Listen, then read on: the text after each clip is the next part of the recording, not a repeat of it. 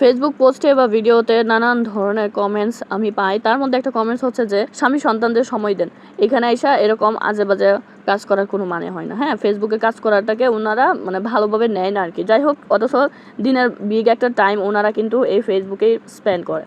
যাই হোক, এই যে দেখেন, আপনাদের উদ্দেশ্যে বলতেছি, দেখেন আমি আমার স্বামী সন্তানদের জন্য, ঠিক আছে, ওদের সুস্বাস্থ্য মানে চিন্তা করে বাহির থেকে চাউমিন বা নুডলস কিনে না নিয়ে আইসা আমি নিজের হাতে তৈরি করতেছি এবং অনেক মজা করে রান্না করতেছি। এবং এটা শুধু এভাবে না, আমি পাস্তা, নুডলস, দেন হচ্ছে বিভিন্ন পিঠা, ঠিক আছে, সব কিছু কিন্তু আমি ঘরে, মানে বাচ্চারা যেগুলো অনলাইনে দেখে আর কি, সেগুলো তো ওরা বায়না ধরে, আম্মু এটা খাবো, সেটা চিকেন ফ্রাইড থেকে শুরু করে বার্গার থেকে শুরু করে আমি সব কিন্তু ঘরে তৈরি করি। অল্প উপকরণে অনেক অধিক মজা করে, এবং টাকা এবং শরীর স্বাস্থ্য আর কি, সে সব কিছু কিন্তু গুণগত সব কিছু ঠিক থাকে। তো যাই হোক, বকবক না করি, চলেন ভিডিওতে দেখতে পাচ্ছেন আমি একটা কাজ করতেছি। সেটা হচ্ছে যে আমরা যে নর্মাল যে ময়দা বাটা দিয়ে যে রুটি তৈরি করে খাই না, সেটা দিয়ে হচ্ছে আমরা আজকে একটু চাউমিন রান্না করব, এবং এটা তৈরি করা খুবই সহজ, ঠিক আছে। তো ভিডিওতে আমি এবং আমার ছোট ভাইয়ের বউ আমরা দুজনে হচ্ছে আছি আর কি। তো এখানে দেখতেছেন আমি ডোটা কিন্তু খুবই নরম করে তৈরি করছি, না শক্ত না একেবারে নরম, দেখতে পাইতেছেন। আমি আমার হাতের ছোঁয়া কীরকমভাবে ওটা তুলতুলা করতেছি আর কি, তুলতুলা হয়ে গেছে, এই যে দেখেন। তো ওটাকে আমি জাস্ট বেশি করে আটা দিয়ে বেলুন দিয়ে বেলছি, বেলে একটা না মোটা না পাতলা এরকম একটা রুটি তৈরি করছি। মানে আপনারা চাউমিনের সাইজটা কীরকম করে খাবেন সেটা আপনাদের উপরে ডিপেন্ড করবে আর কি।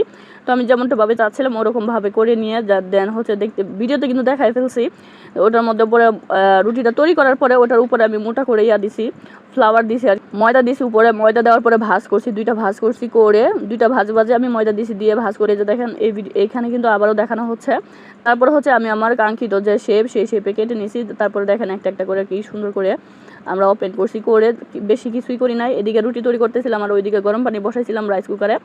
দেন হচ্ছে গরম পানি আমি টপটপাই দিয়ে দিছি, এই যে দেখেন ওখান থেকে তুলে গরম, মানে আমি যখন দেখছি যে হ্যাঁ সিদ্ধ হয়ে গেছে, শক্ত হয়ে গেছে, দেন হচ্ছে আমি আরেকটা পাতিলে ঠান্ডা পানি রাখছিলাম, ওইটাতে মানে গরম পাতিল থেকে নিয়ে আইসা ঠান্ডা পানিতে দিয়ে দিছি পানিটা ছাইকা। এই যে দেখেন ঠান্ডা পানির সংস্পর্শে আইসা এটা আরও শক্ত হয়ে গেছে, একদম মানে কোনো কিচ্ছু নাই, ঠিক আছে। খুবই সুন্দর লাগতেছিল, ভালো লাগতেছিল আমার কাছে। তো এই যে দেখেন আমরা পানিটা তারপরে হচ্ছে সরাই ফেলছি আর কি, সরাই ফেলে এখানে হচ্ছে পেঁয়াজ, রসুন, কাঁচামরিচ কুচি দিয়ে এখানে ডিম দিছি। হ্যাঁ, ডিমের পরিমাণটা আমাদের কম হয়ে গেছে, আমাদের ছিল না, একটু বাড়ায় দিলে ভালো হইতো। এখানে আপনারা হচ্ছে চিকেন, বিফ, মানে যা মন চায় তা দিয়ে কিন্তু রান্না করতে পারবেন, ঠিক আছে। তো এখানে দেখেন আমরা ওই যে একটু বেশি করে তেল দিছি আর কি। আমরা হচ্ছে এখানে স্টিলের পাতিলে রান্না করার কারণে তেলটা আমাদের একটু বেশি দেওয়া লাগছে, কারণ নিচে লেগে যাওয়ার একটা চান্স ছিল, যদিও লাগে নাই, তারপর একটু ভয়ে ছিলাম আর কি। তো এই যে দেখেন সুন্দর করে স্টেপ বাই স্টেপ দিয়ে দিতেছি আস্তে আস্তে করে। এখানে হচ্ছে ম্যাগি মশলা আছে না, সেই ম্যাগি মশলাটা আমি হচ্ছে এখানে 3টা বা 4টা প্যাকেট দিয়েছিলাম ছোটো ছোটো। এই যে দেখেন ম্যাগি মশলাটা এক্সট্রা দিছি। দেন হচ্ছে এখানে আমি ভিনেগার দিছি, অ্যাপেল সিডার ভিনেগার যেটা আছে না, ওইটা দিছি খুবই কম। তারপরে হচ্ছে সয়া সস দিছি, হ্যাঁ। তারপরে হচ্ছে বেশি করে বাটার দিছি লাস্টের দিকে, দিয়ে ওগুলো ভিনেগার, সয়া সস, বাটার দিয়ে লাস্টের দিকে প্রায় 2 মিনিটের মতো নাড়াচাড়া করছি পাতিলে রাইখা, মানে আগুনের উপরে রাইখা। দেন হচ্ছে আমার রেসিপি একদম 100% হয়ে গেছে। তো এভাবে কিন্তু আপনারা আপনাদের প্রিয়জনদের জন্য রান্না করতে পারেন, খুবই হেলদি, খুবই ইয়াম্মি, ঠিক আছে। টাকা এবং শরীরের স্বাস্থ্য আমাদের সবই সেফ থাকবে ইনশাল্লাহ।